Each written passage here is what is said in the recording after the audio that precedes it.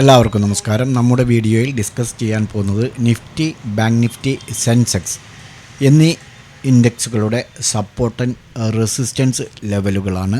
അതേസമയം ഇതൊരു entry exit suggestion അല്ല. നിങ്ങൾക്ക് കൂടുതൽ മാർക്കറ്റിനെ കുറിച്ച് അറിയാനും പഠിക്കാനും താല്പര്യമുണ്ടെങ്കിൽ ഞങ്ങളുടെ ടെലഗ്രാം ലിങ്ക് താഴെ ഡിസ്ക്രിപ്ഷനിലുണ്ട്, ജോയിൻ ചെയ്യാവുന്നതാണ്. മാർക്കറ്റിനെ സംബന്ധിച്ചിടത്തോളം ഇന്ന് ടോട്ടലി പറയുകയാണെങ്കിൽ കണ്ടിന്യൂ 7ാമത്തെ ദിവസവും റെഡിലാണ് ക്ലോസ് ചെയ്തിരിക്കുന്നത് എന്നാണ്. പക്ഷേ ഇന്ന് വലിയൊരു മാറ്റമുണ്ടായി. രാവിലെ തന്നെ ഒരു വോളറ്റൈലിറ്റി നമുക്ക് അനുഭവപ്പെട്ടു. അതിനുശേഷം നിഫ്റ്റിയെല്ലാം 200 പോയിൻറ്റിന് മുകളിലേക്ക് വന്നതിന് ശേഷമാണ് ഡൗൺ സൈഡിലേക്ക് വന്ന് സ്ലൈറ്റ്ലി 13 പോയിൻ്റ് നെഗറ്റീവിൽ ക്ലോസ് ചെയ്തിരിക്കുന്നത്. പ്രധാനമായും അതിനുള്ള കാരണങ്ങൾ 6 ദിവസത്തെ ഈ റെഡിന് ശേഷം ഇന്നൊരു ഗ്രീൻ ആവുകയും അത് അത്യാവശ്യം 200 പോയിൻറ്റിന് അടുത്തേക്ക് വരികയും ചെയ്തപ്പോൾ ഇൻവെസ്റ്റേഴ്സ് എല്ലാം തന്നെ ചെറിയ തോതിലുള്ള പ്രോഫിറ്റ് ബുക്കിംഗ് ചെയ്തിട്ടുണ്ട്. അതാണ് ഒരു കാരണം, പെട്ടെന്ന് ഡൗൺ സൈഡിലേക്ക് വരാനുള്ള ഒരു കാരണം അതാണ്. അതോടൊപ്പം മറ്റൊരു കാര്യം, നമ്മുടെ പ്രധാനമന്ത്രി ഇന്ന് US പ്രസിഡന്റ് ഡൊണാൾഡ് ട്രംപുമായി കൂടിക്കാഴ്ചയുണ്ട്. നമ്മുടെ ഇന്ത്യയുടെ മേലെയും താരിഫ് ഏർപ്പെടുത്തുമോ എന്നുള്ള ഒരു ആശങ്ക മാർക്കറ്റിൽ ട്രേഡേഴ്സ്ക്കിടയിലുണ്ട്. പക്ഷേ താരിഫുമായി ഞങ്ങളോട് സഹകരിക്കുന്നവർക്ക് തിരിച്ച് ഞങ്ങളും സഹകരിക്കുമെന്ന് ട്രംപിൻ്റെ ഒരു വാക്കുണ്ട്. അത് നമുക്ക് ആശ്വാസം അല്ലെങ്കിൽ നമുക്ക് പ്രതീക്ഷ നൽകുന്ന കാര്യമാണ്. അതുകൊണ്ട് തന്നെ നമുക്ക് ഇന്ത്യക്ക് താരിഫ് കൂടുതലുണ്ടാവാൻ സാധ്യതയില്ല എന്നുള്ള ഒരു പ്രതീക്ഷ മാർക്കറ്റിലുണ്ട്. പക്ഷേ ഒരു വിഭാഗം ആളുകളിലേക്ക് ഇന്ത്യയുടെ മേൽ താരിഫ് ചുമത്തുമോ എന്ന ഭയത്താലും അമേരിക്കയിലെ വിലക്കയറ്റം പ്രതീക്ഷിച്ചതിനേക്കാൾ കൂടുതലായത് ഫെഡ് നിരക്കുകൾ കുറയ്ക്കുമെന്ന സൂചന ഉണ്ടായി. അത് നിക്ഷേപകരുടെ മനോഭാവത്തിൽ ചെറിയ മാറ്റം സംഭവിച്ചുകൊണ്ട് ഈ 2-3 കാര്യങ്ങളാണ് പ്രധാനമായും ഇന്ന് ഡൗൺ സൈഡിലേക്ക് വരാനുണ്ടായ കാരണം. Sensex 32 point നെഗറ്റീവിലാണ്.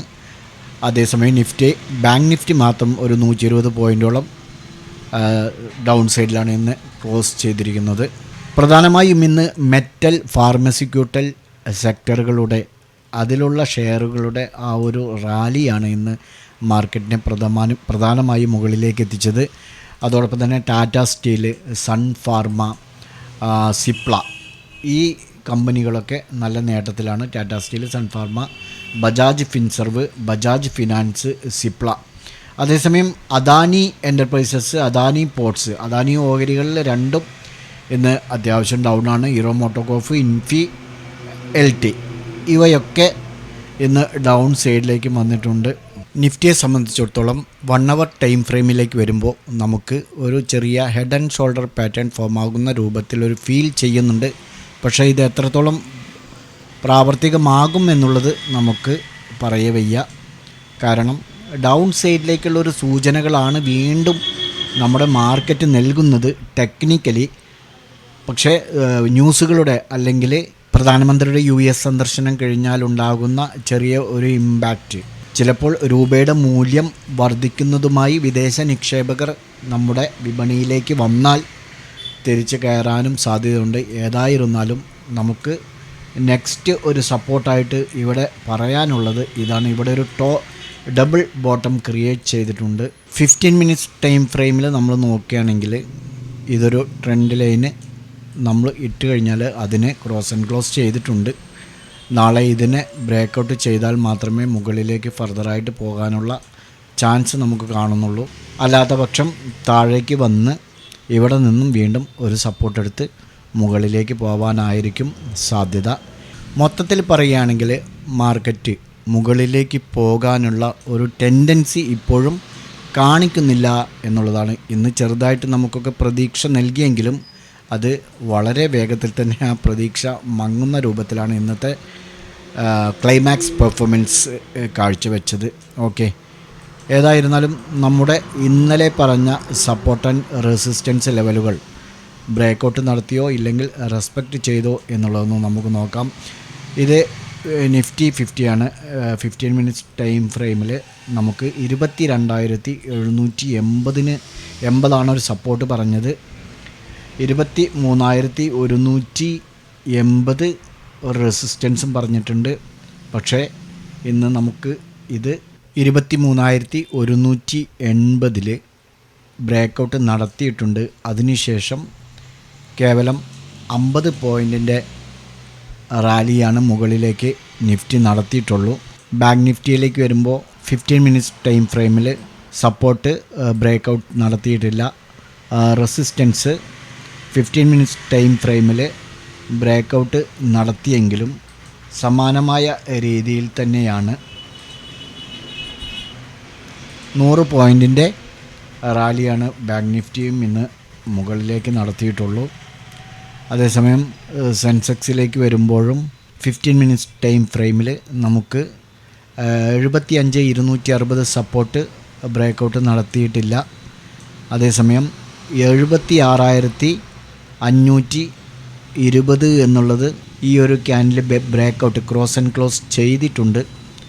Cross and close ചെയ്തതിന് ശേഷം 250 പോയിൻറ്റിൻ്റെ റാലി സെൻസെക്സിലും നടത്തിയിട്ടുണ്ട്. ഓക്കെ, ടോട്ടലി നോക്കുകയാണെങ്കിൽ റെസിസ്റ്റൻസ് ബ്രേക്കൗട്ട് നടത്തിയതിന് ശേഷം ചെറിയ രൂപത്തിൽ മുകളിലേക്ക് പോയിട്ടുണ്ട്.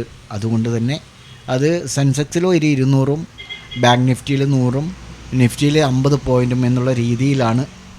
ഏതായിരുന്നാലും നമുക്ക് ഇന്ന് നമ്മുടെ ലെവലുകൾ, നമ്മുടെ കണക്കുകൾ പ്രകാരം നമ്മൾ പറഞ്ഞ ലെവലുകൾ ബ്രേക്കൗട്ട് നടത്തിയുകൊണ്ട് ഗ്രീനിലാണ്. ബ്രേക്കൗട്ട് നടത്തി ക്രോസ് ആൻഡ് ക്ലോസ് ചെയ്തതിന് ശേഷം അല്പം മുകളിലേക്ക് പോയി. അതുകൊണ്ട് തന്നെ നമുക്കത് ഗ്രീനിലാണ് ഇന്ന് മാർക്ക് ചെയ്യേണ്ടത്.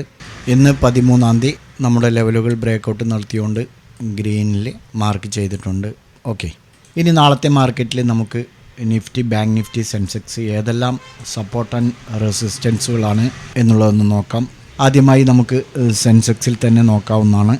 75,620 ഒരു സപ്പോർട്ട്. പക്ഷേ ഇവിടെ ശ്രദ്ധിക്കേണ്ട ഒരു കാര്യം, 75,620 കഴിഞ്ഞാൽ പിന്നെ നെക്സ്റ്റ് സപ്പോർട്ട് 75,390 അപ്പോൾ ഇതിൻ്റെ ഒരു ഗ്യാപ്പ് എന്ന് പറയുന്നത് കേവലം ഒരു 200 പോയിൻറ്റിനടുത്തുള്ളൂ.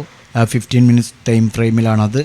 അതേസമയം നമുക്ക് റെസിസ്റ്റൻസ് ആയിട്ട് 76,520 തന്നെയാണ്.